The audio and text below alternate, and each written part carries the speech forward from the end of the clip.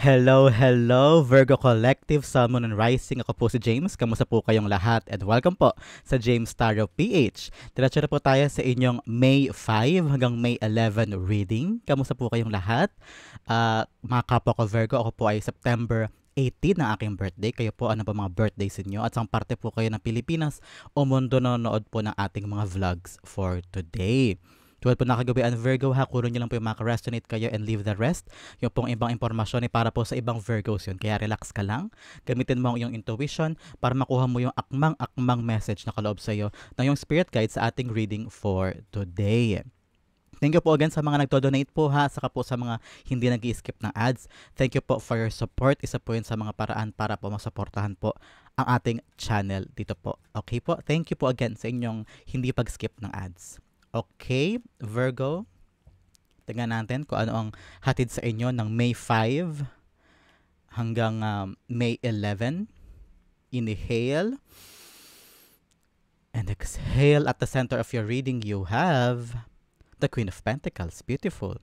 In the area of what you want, you have the High Priestess. In the area of what you need, you have the Three of Swords. Okay. In the area of what's affecting your current energy, meron kang Two of Wands. In the area of your near future, meron kang the Magician. Wow! A manifestation coming to reality. Congratulations. In the area of your challenge, you have the Four of Pentacles. Pag-usapan natin later, napaka-challenging at saka napaka-interesting naman yan. In the area of your fortune, meron kang Death card. Wow! Transformation. In the area of your divine advice, meron kang Knight of Swords. And your outcome this week, Virgo, you have Queen of Swords. Wow! Okay, pag-usapan natin yan. Sagit lamang. Usod ko lang to. And at the bottom of your deck, you have the Two of Pentacles. Ano daw this time, Virgo, yung mga bagay na kailangan mo unahin? Kailangan mo i-prioritize? Siguro marami kang bagay na ginajuggle this time. Siguro meron kayong mga iba't ibang trabaho o kaya marami kayong responsibility sa bahay, sa pamilya, or sa work din. And this time around, para daw ma-preserve mo yung energy mo at hindi ka masyadong ma-burn out at hindi ka rin magkasakit. That's what I'm feeling. Make sure daw na unahin mo daw muna o magkaroon ka ng assessment kung ano yung mga dapat unahin, kung ano yung mga dapat pahalagahan, kung ano yung mga dapat na pinaglalaanan mo na mas malaking effort and time mo more than those things na marirealize mo down the line na parang, hindi pala to ganun kahalaga for me. I need to really focus on what's the best thing na nag-matter sa life ko this time.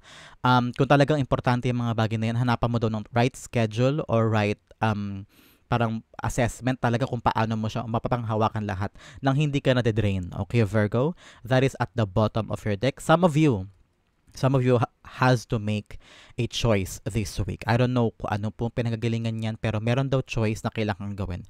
Very, very telling yung voice na yan. Sinasabi sa akin na kailangan daw mag-decide si Virgo ng mga bagay this time for your own good. Para daw for your self-preservation. Para sa'yo daw. Hindi para sa ibang tao, kundi para sa'yo. Okay, Virgo? That is at the background of your reading for today. So, start na tayo. At the center, you have the Queen of Pentacles. This time around, naghahanap ka ng mga bagay o pagkakataon or opportunities for your resources. Pero ka bang pinapangalagaan this time o inaalala o pinagugulan ng oras, pagod at atensyon mo? And you're thinking, paano ko kaya to magagastosan? Paano ko to mabubuo? Paano ko to mapapalago? So, naghahanap ka ng mga resources this time. Siguro nangailangan ka ngayon ng pera, Virgo? Panggasto sa ganito, sa ganyan, pambayad sa ganito. Siguro tayo mong bills this time. Dahil mo kailangang ayusin, So, ngayon, ang puso't isip mo ay tungkol sa mga paraan kung paano kikita ka ng pera. At kung paano mo malalaanan ng impok na pera yung certain part o aspect ng life mo this time. Kasi siguro nag-juggle ka between jobs or between trabaho and then sideline, O kaya naghahanap ka talaga ng pagkakataon kung paano mo babalansehin ang responsibilidad at saka pagkita at saka sarili mong kaligayahan. Because Two of Pentacles here is also about work life and work and life balance, And ikaw, ang hirap mo balansehin yun kasi ang dami mo pangangailangan, ang dami mong kailangang bilihin, ang dami mong kailangang asikasuhin. I'm hearing someone is trying to make means para panghulog. May hinuhulugan ka ba this time? Kaya yun, iniisip mong mabuti kung paano mo madidiskartehan yung mga bagay na yun. And I'm seeing this time around, especially lumabas siya as your core, there will be Kasi si Queen of Pentacles, bumagsak lang sa lap niya yung pentacle na yan eh. Hindi niya pinaghirapan, there's no struggle.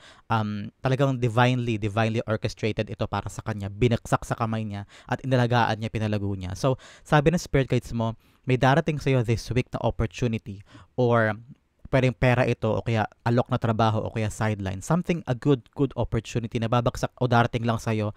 And then, what you need to do is accept it. I-accept mo, aalagaan mo, maging seryoso ko dyan, at lalago yan for you. At makakatulong yan sa balanse ng buhay mo. That's a very, malakas yung dating ng message na yon na may darating sa'yo this week at alagaan mo daw mabuti, magagamit mo yan. Siguro sa umpisa, lalabas siya as parang, ay, napakahirap, napakalaki o nakapanduda kung kakayanin mo ba o ikaw ba yung right person for that job or for that opportunity. Pero marirealize mo na when time comes, magiging beneficial ito for me. Okay, Virgo? That Queen of Pentacles being clarified, the Knight of Wands, yes. So good daw, so good sa mga bagay na gusto mong gawin. Meron ka mga pinapangarap in the pursuit of your monetary needs. So sinasabi sa iyo ng spirit guides mo na huwag kang panghinaan ng loob. Mag-enjoy ka daw because Knight of Wands also is about perseverance at saka yung walang takot na ilaban yung mga bagay na gusto mo with enough motivation, with enough dedication. Para kanino mo ba nilalaan itong mga pinaghihirapan mo, Virgo? Isa yan sa mga paraan at ways para magkaroon ka ng lakas ng loob na ilaban yung gusto mo. Para matanggal o ma-eliminate o kahit mabawasan man lang yung fear mo o pagdududa mo sa gagawin mo this time. Alalahanin mo, ito ay para sa balanse ng buhay mo, makapagtrabaho ka at makapag-enjoy ka din. So, kung meron ka naiisip na mga resources or ways to get some resources for your life this time, kailangan mo talagang sumugod at ilaban at mag-enjoy ka sa proseso. Knight of Wands is also about deliverer of good news. Tama yung sinabi ko kanina na may darating sa'yo this week because Knight of Wands is a telling you may darating sa yung magandang balita. Okay? So, antabayanan natin ngayong linggong ito, May 5 to 11, kung ano yung magandang balita when it comes to your resources and monetary needs. Okay, Virgo? In the area of what you want, you have the High Priestess. May mga bagay ka ngayon siguro na hindi mo naiintindihan, Virgo. Ano? Parang, Lord, paano ito? Paano yan? Dami ko iniisip. Hindi ko alam kung anong resulta. Hindi ko alam kung saan kukunin. Meron akong inaasikaso ngayon pero hindi ko alam kung anong magiging result. Kung mapapasakin ba ito. Makakuha ba ako ng benefits from this? Ganyan. So, meron kang inaasikaso this time and ang daming hindi sure. Because High Priestess is like our connection to the divine power. Marami siyang alam na hindi natin alam. Marami siyang secrets of life na siya lamang nakakaunawa. And then tayo, in the pursuit tayo nun eh. Hinahanap natin yung kasagutan sa mga bagay na hindi tayo sure. And since sa area to ng what you want, merong energy of intuition. So sinasabi sa iyo ng spirit guides mo na magkaroon ka ng malakas na intuition this time. Pag tinatapik ka ng yung intuition na parang, oy Virgo, huwag mo tong gawin. Oy Virgo, parang may something dyan. Busisiin mo muna bago mo gawin. Pakinggan mo yun, Virgo, because that is your spirit guides talking to you. And this time around, I'm seeing na magkakaroon ka ng lakas ng loob to achieve things. Base sa kutob, base sa intuition mo. Malakas sa atin yung Virgo eh. Ano tayo? Very intuitive tayo eh. So this time around, pagkatiwalaan mong intuition mo. The High Priestess is being clarified by the Page of Wands. Yes. Like I've said kanina, with the Knight of Wands, may mga bagay ka na parang duda, o kaya takot, o kaya pag-aalinlangan sa mga bagay-bagay. Clarify ka ni Page of Wands, huwag ka daw matakot. Don't have inhibitions. And always embrace opportunities with excitement. Na huwag mo laging isipin, ay, aberya ito, ay, problema ito, ay, abala to sa akin, ay, ang hirap naman yan, ayoko nang gawin kasi may hirap. Sometimes, i-twist mo daw yung iyong perspective with a lot of things. Pag may dumarating sa iyong opportunity, huwag mo laging isipin na problema siya. Isipin mo, isa to sa mga pagkakataon para mabago ko ang buhay ko for the better. Maybe dito ako kukuha ng maraming pera o oportunidad para mas makilala ako, magkaroon ako ng connection with someone in the industry na ginagalawan ko. So, treat everything as an opportunity for you to level up, okay? And have some excitement because if you have excitement with opportunity, kakaroon dyan ng gratitude. At pag may gratitude ka, God loves people with gratitude. At nakaunawa sa mga maliliit man o malalaking binibigay niya. Okay, Virgo? That is something na kailangan mo i-empower this time, okay? In the area of what you need, you have the Three of Swords. You need daw to learn from your mistakes. Learn from your heartaches. Huwag mo daw iwasan. Feel the emotion. That's what I'm hearing. I don't know why. Kasi usually, it's all about the past. It's all about what you have learned from the painful experiences that you encountered in your past. Pero talagang naramdam ko dito yung parang huwag mo daw iwasan yung emosyon mo. Huwag mo daw i-ignore kung talagang nasaktan ka. Kung talagang feeling mo nabuisit ka. Don't mask your emotion with a parang fleeting emotion. Parang this time around, harapin mo daw yung mga bagay na dapat mong harapin. Kung ano yung katotohanang emosyon na naramdaman mo, and use that emotion to fuel you to be better and to be wiser, especially sa mga pinagdaanan mo in the past. Kung ikaw ay naloko, naagrabyado, sinaktan, o meron kang endeavor o pangarap na sinubukan to pa rin pero walang nangyari, ito yung time na parang kunin mo lahat ng lesson na nakuha mo doon. Not to be bitter, hindi para durugin pa ang sarili mo sa mga nangyari, but to get those information para lalo makatulong sa present time mo, Virgo, because you are now an empowered person. You are wiser this time. Kaya pag ginamit mo yung mga natutunan mo sa past, mas magiging maganda ang magiging desisyon mo, at pag unawa mo sa bagay-bagay, hindi ka agad basta-basta mahuhulog sa mga red flags, o kaya sa mga too good to be true na mga offer, o kaya sa mga tao na alam mong hindi maganda ang intention. Malakas ang ating intuitive power as a Virgo sa mga taong hindi totoo, di ba? Tingin pa lang, tayo pa lang, alam na natin kung itong taong ito yung mapagkakatiwalaan o may something sa kanya. Ganon tayo mga Virgos. And minsan yung intuitive power na yun nakakatulong sa atin. So make sure na wag mo daw iwasan ang emosyon. Be true to what you really feel and use those emotions in your benefits. Okay? The Three of Swords being clarified by the Eight of Pentacles. Yes, dito sinasabi, work on talaga on your emotions. Meron siguro sa inyo na hindi pa nakaka-move on totally from a past experience. Pwede ng past lover ito, o kaya past childhood memory na hanggang ngayon nakaka-apekto sa decision making mo. Halimbawa, sa trabaho, ayaw mong gawin itong isang bagay because may dinanas ka nung kabataan mo about ganong klaseng emosyon din, pero magkaibang experiences, pero nararamdaman mo meron kang same emotion, kaya hindi mo gagawin. So nakakaharang siya sa progression ng iyong buhay, sa pag-abot ng mga gusto mong gawin, because yung mga dating nangyari nakaka-apekto pa rin siya sa decision making mo this time. So make sure na i-heal mo daw ang sarili mo sa mga bagay na iyon. Work on the healing process of yours, and make sure that you have the courage na harapin at kalimutan ang nangyari. Kalimutan in a sense na parang, okay, patatawarin ko na what happened, and I'm willing to move on. Okay, Virgo? In the area of what's affecting your current energy, meron kang Two of Wands. So kaya ngayon naghahanap ka ng mga resources, paraan para kumita, para magkaroon ng mas magandang opportunity. And then biglang dumating this time. Kaya ikaw, susugod ka, lalaban ka, magiging excited ka, at you have the motivation to fight for this. Nag-ugat yan sa isang plano. May plano ka this time, Virgo, siguro para sa balanse ng buhay mo. Parang this time around, gusto mo na magkaroon ng solid na pagkakakitaan o solid na ways to how to manage your life. Baka hirap na hirap ka na sa trabaho. Gusto mo naman na magkaroon ng more time with your family, halimbawa. Kaya gusto mo ng work and life balance this time. So magkakaroon ka ngayon ng matinong plano, parang okay, siguro more time with ganito. Baka this time around, kailangan ko nang bitawan tong gantong trabaho, mag-move on na ako abroad. I'm seeing someone traveling, whether going to abroad or going to different places, na talagang feeling mo makakatulong sa'yo for your future, especially with the resources and enjoyment sa buhay. Parang this time around, sawa ka na o pagod ka na sa dati, na parang feeling mo hindi siya nakakatulong sa balanse ng buhay mo. Hindi nakakatulong na ma-achieve yung mga initially mong pinangarap o goals na tinumbok mo before, and now parang sobrang hirap, sobrang pagod ka na. So merong pagbabago sa mga plano mo this time, and I'm very very happy for you because may active kang role sa life mo this time. Very very active. You're thinking now on what to do in your life. Okay, that Two of Wands being clarified by the Sun. Yes, you want complete happiness, freedom. May problema ba sa iyong past, sa iyong job now, o kaya sa relasyon, o kaya sa pamilya, o kaya sa negosyo, ganyan, na parang feeling mo you're stuck, feeling mo wala kang nagagawa, feeling mo you're not heard, o hindi ka pinapahalagahan, kaya nagkaroon ka ng plano, o kaya maliit ang sweldo, ganyan. So in the pursuit of complete happiness and freedom, pwedeng financial freedom ito for you and your family, nagpaplano ko na this time to travel or change, or I do a very concrete and brave decision for your future. Malinaw handa ka mag-take risk with the Two of Wands. Parang this time around, meron kang plano na kakaiba na hindi mo pa nagagawa before, and meron takot sa'yo to do this. Pero ngayon, tinatapangan mo ang sarili mo to chase the unknown, para makita mo doon kung sakali man nandun yung possibility and potential of a better future for you. And nakikita ko dito na talaga nag-uugat ito sa kaligayahan for you and your family, at saka freedom mo. Someone also is having may healing, may paggaling. So ngayon, baka unti-unti mo na talaga nakakalimutan na nakaraan, yung painful experiences, and now you are ready to really move forward with your life. Kaya nagkaplano ka na on a concrete plan for your future. Especially ito, napakaganda Virgo, palakpakan naman dyan. Because may magician tayo dito. Kung ano man ang pinaplano mo this time at tinatrabaho mo, eto na siya, parating na. Everything you manifested will come to you in the near future.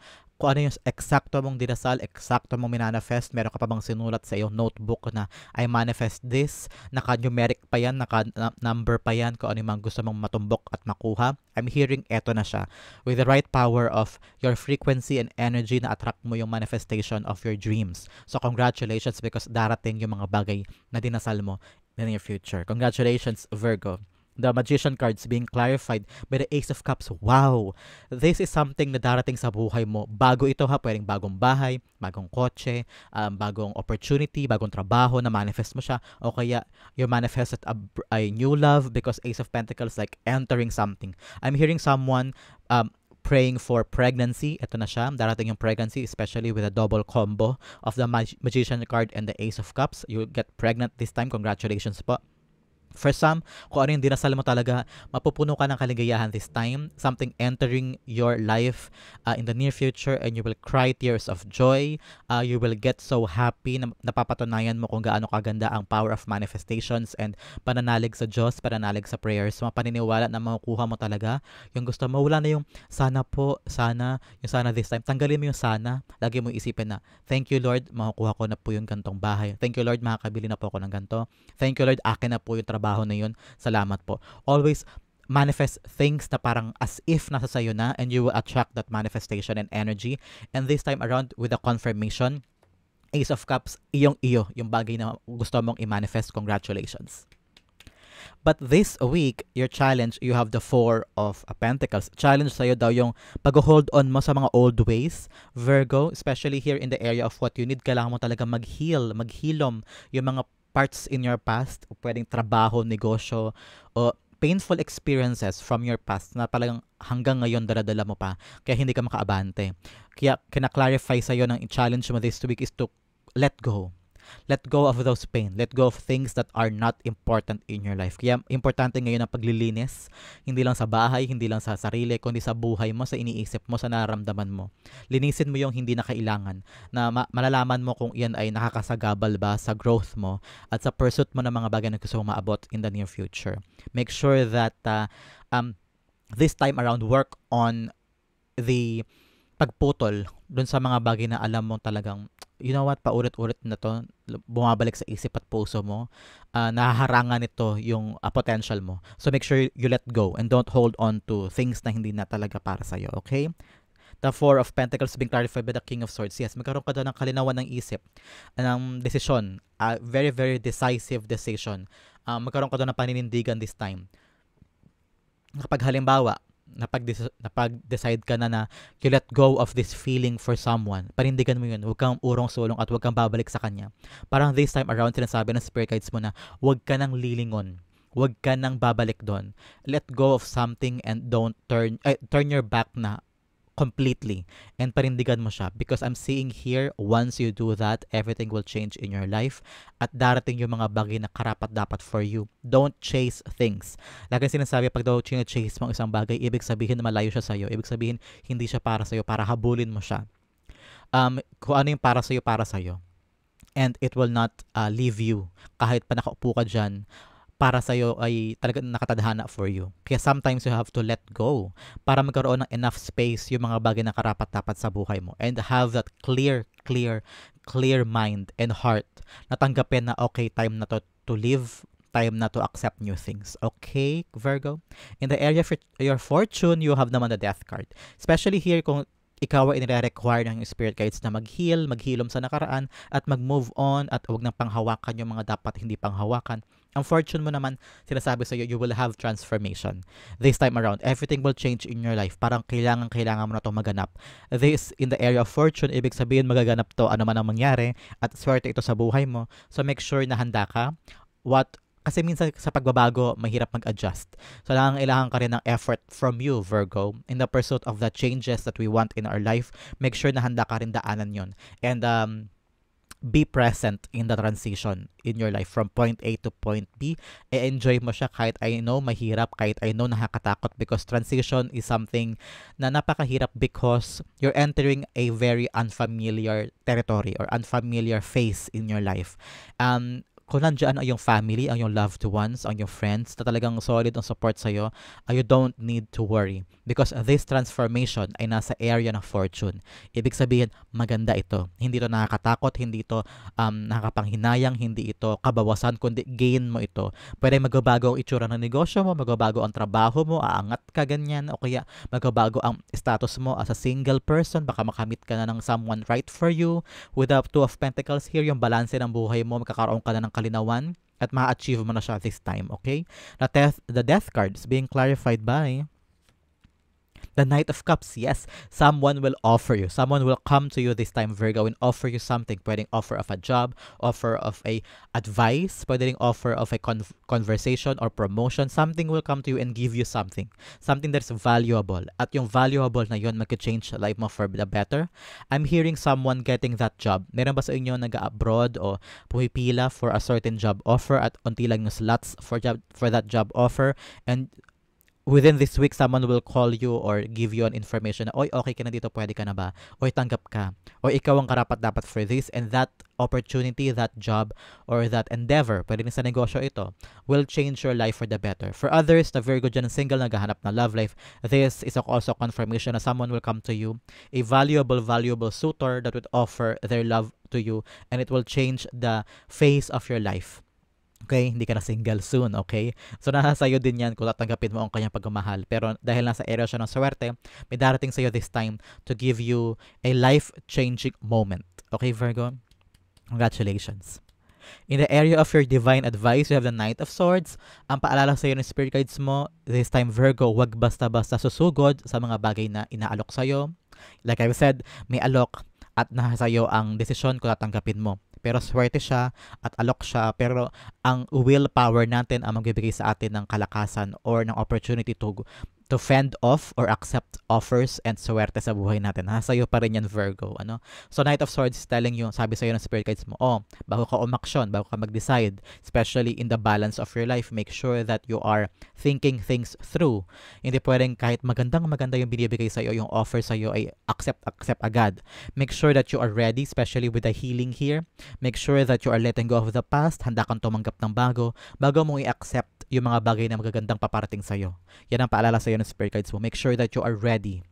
And para hindi rin masayang yung swerte, para hindi rin masayang yung blessing, because baka mamaya hindi ka pala ready o hindi ka fully committed, baka bumitaw din yung opportunity or swerte sa'yo o yung love life na ito.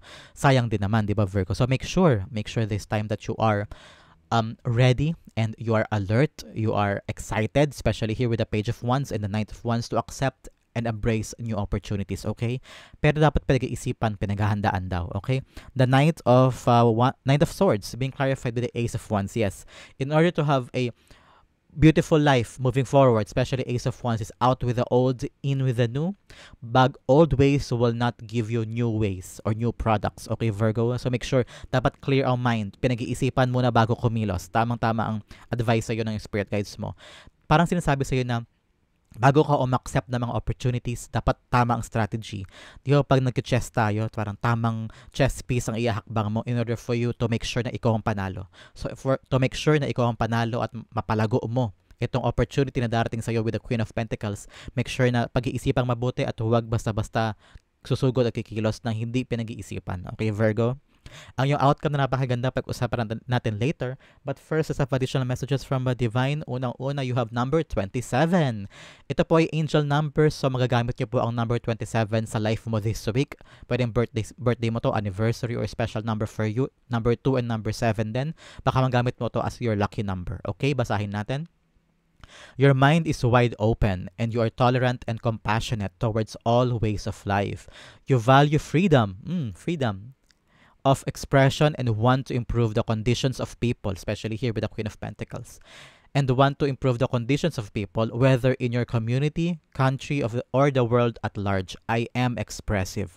So sinasabi talaga dito na ikaw yung uri ng tao na talagang ibibigay mo yung sarili mo of service with other people. Kung maligaya ang mga tao sa paligid mo, maligaya ka rin. Parang you're not a person na kumikilos at gumagawa lang for yourself.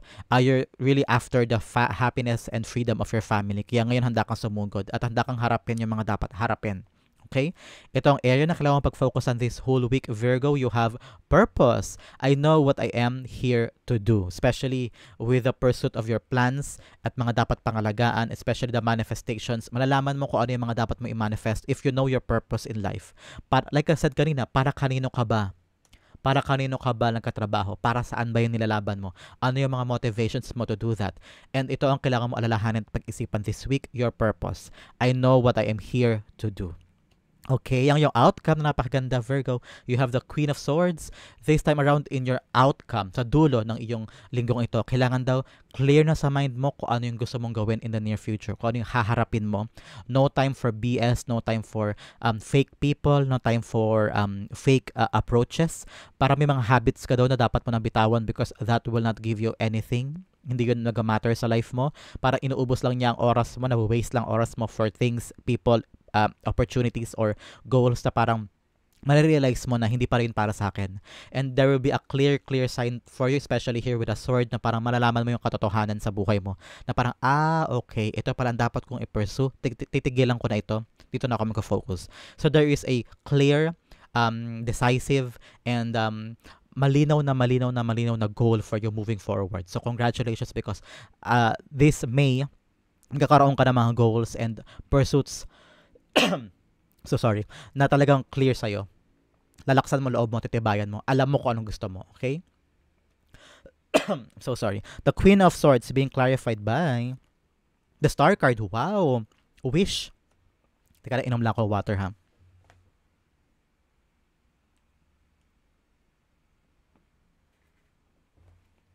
Queen of Swords being confirmed by the Star. Sabihin, ito ay pursuit talaga. Like I said, magiging malinaw sa'yo kung ano yung mga bagay na gusto mong abutin, your goals, your dreams.